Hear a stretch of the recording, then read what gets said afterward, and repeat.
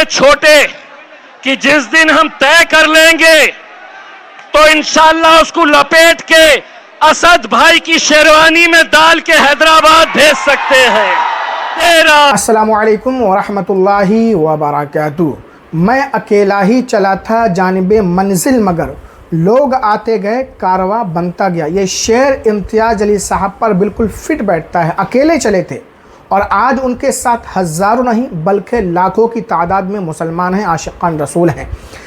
पूरी वीडियो मैं आपको दिखाने वाला हूँ इम्तियाज़ अली साहब की बारिश में किस तरीके से भीगते हुए वो मुसलमानों के लिए लड़ रहे हैं, उनके हुकूक के लिए लड़ रहे हैं। आइए पहले आप उनका वीडियो देख लीजिए। सुनो, इसके लिए हम अपनी जानें कुर्बान कर सकते हैं तो एक मर्तबा जाकर एकनाथ शिंदे, देवेंद्र फडणवीस, अजीत पवार, वो रामगिरी का गला पकड़ के बाहर लाओ, नहीं तो हमको बताओ। उस पर कार्रवाई नहीं हुई इस रामगिरी के ऊपर तो महाराष्ट्र के छोटे छोटे प्यादे इतने छोटे कि जिस दिन हम तय कर लेंगे तो इंशाअल्लाह उसको लपेट के असद भाई की शेरवानी में डाल के हैदराबाद भेज सकते हैं। अंदर एक नई ताकत, एक नई उमंग और एक नई पहचान दी है, और वो पहचान ये है कि चाहे कितनी भी ताकतें तुम लगा ले, हम किसी से डरने वालों में से नहीं है। इसमें मेरे लिए दिक्कत यह है कि ये मीडिया वालों की परेशानी यह है कि 23 तारीख के दिन जब हम आए थे यहां पर इतना बड़ा काफिला लेकर, तो एक चैनल वाले ने ये बताया था कि ये पाकिस्तान नहीं है, ये बांग्लादेश नहीं है, ये मुंबई है। पाकिस्तान तुम जाओ, बांग्लादेश तुम जाओ, ये भारत देश हमारा है। जितना तुम्हारा है उतना हमारा है। पुलिस की मदद लेकर हमें रोका जा रहा था। मुझसे कहा गया कि नहीं, तुम निकाल नहीं सकते हैं, रैली निकाल नहीं सकते हैं। मैंने सिर्फ अपने हुजूर की मोहब्बत में, अपने नबी की मोहब्बत में मैंने सिर्फ आवाज लगाई और अल्हम्दुलिल्लाह काफिला बढ़ता गया, और ऐसा बढ़ा कि पुलिस वाले मुझसे खुद पूछ रहे थे इतने आए कहां से। आज मैं हुकूमत को आवाज दे रहा हूं, सुधर जाओ। इसमें सौदा नहीं होगा, किसी तरह का कोई समझौता नहीं होगा। उन्होंने मीडिया से कहा कि नहीं, ये जो इतने सारे लोग आए हैं इन्हें सियासत करना है, इन्हें राजनीति करना है। अरे मेरे आका के नाम के ऊपर ऐसे सौों से कुर्सियां कुर्बान करेंगे हम, कोई फर्क नहीं पड़ता। 22 तारीख की रात मुझे ये बताया गया कि इम्तियाज भाई इतना बड़ा आप रिस्क मत लीजिए। पहले आप खासदार थे, मेंबर ऑफ पार्लियामेंट थे, आपकी हिफाजत करने की जिम्मेदारी सरकार की थी। आप इतने सारे लोगों को लेकर निकल रहे, अगर कुछ हो गया तो आपके ऊपर आएगा। मैंने कहा ये जितने लोग चल रहे हैं ये सिर्फ एक आवाज के ऊपर चल रहे हैं, और वो आवाज यही है कि तेरा मेरा रिश्ता क्या, तेरा मेरा रिश्ता क्या। ये सोच रहे थे कि तुम ही लगाओगे। अरे अल्हम्दुलिल्लाह, इसके लिए हम अपनी जानें कुर्बान कर सकते हैं। सुनो, इसके लिए हम अपनी जानें कुर्बान कर सकते हैं तो एक मर्तबा जाकर एकनाथ शिंदे, देवेंद्र फडणवीस, अजीत पवार, वो रामगिरी का गला पकड़ के बाहर लाओ, नहीं तो हमको बताओ। कोई भी भगवा चोला पहनकर मैं साधु, मैं महाराज, और हद तो ये हो गई मुख्यमंत्री साहब, आप महाराष्ट्र के मुख्यमंत्री हैं, आप किसी एक जात के और किसी एक धर्म के नहीं है।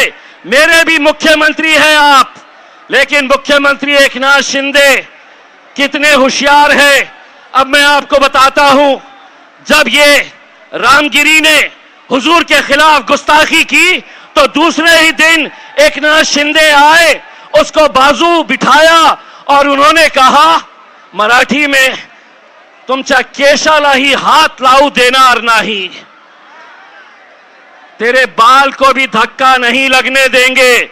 2 दिन पहले मैंने उसकी तस्वीर देखी तो पता चला वो तो गंजा है, टखला है, बाल ही नहीं है। आप गौर से उसकी तस्वीर देखो, टखले को बोल रहे तेरे बाल को भी धक्का नहीं लगने देंगे।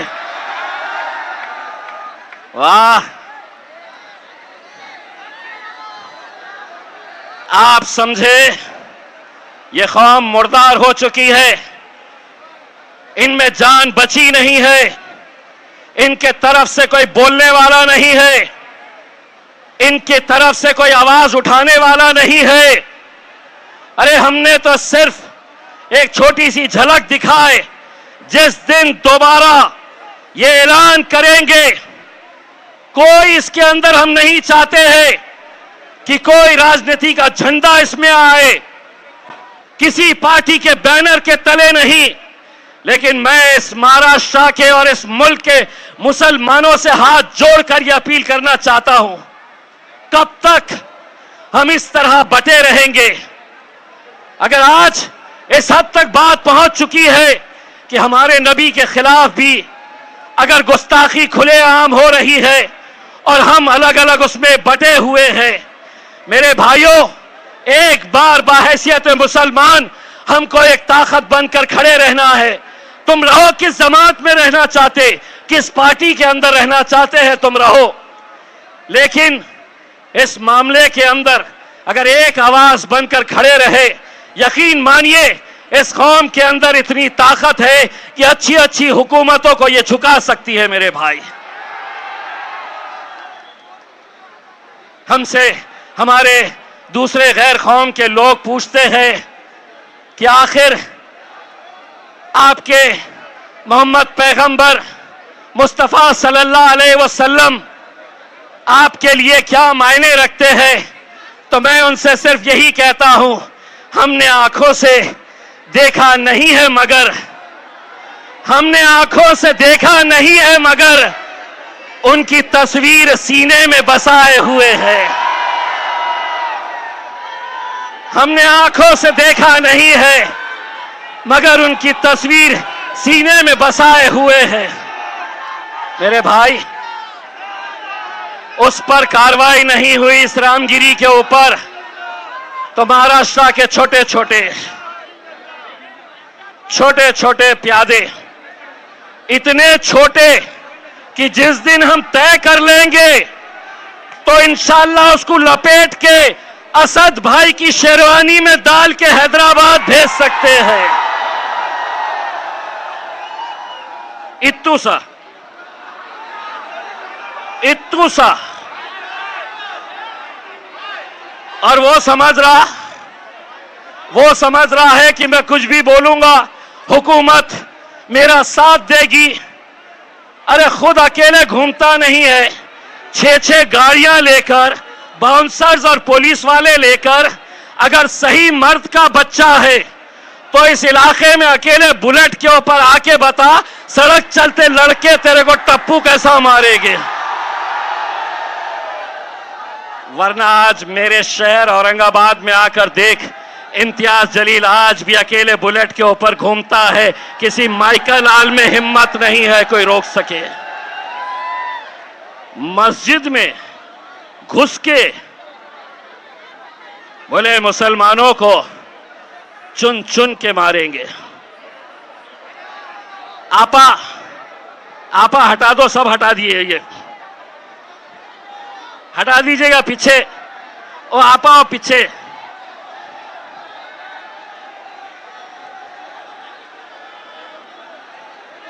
चलिए कौम के नाम के ऊपर थोड़ा भीग जाया जाए, कोई फर्क नहीं पड़ता है। मुझे आज इतनी खुशी है कि मेरे कायद बैरिस्टर असदुद्दीन अवैसी साहब जब होटल से निकल रहे थे तो उन्हें बहुत सारे लोगों ने कहा कि साहब बारिश बहुत तेज हो रही है, आज जलसा करना मुमकिन नहीं है, असद साहब ने पूछा कि वहां पे अगर 5 लोग भी होंगे, 5, तो मैं जाऊंगा, आंधी आए तूफान आए, मैं मेरी आवाम से बात करूंगा। ये जज्बा किसी में नहीं है मेरे भाई।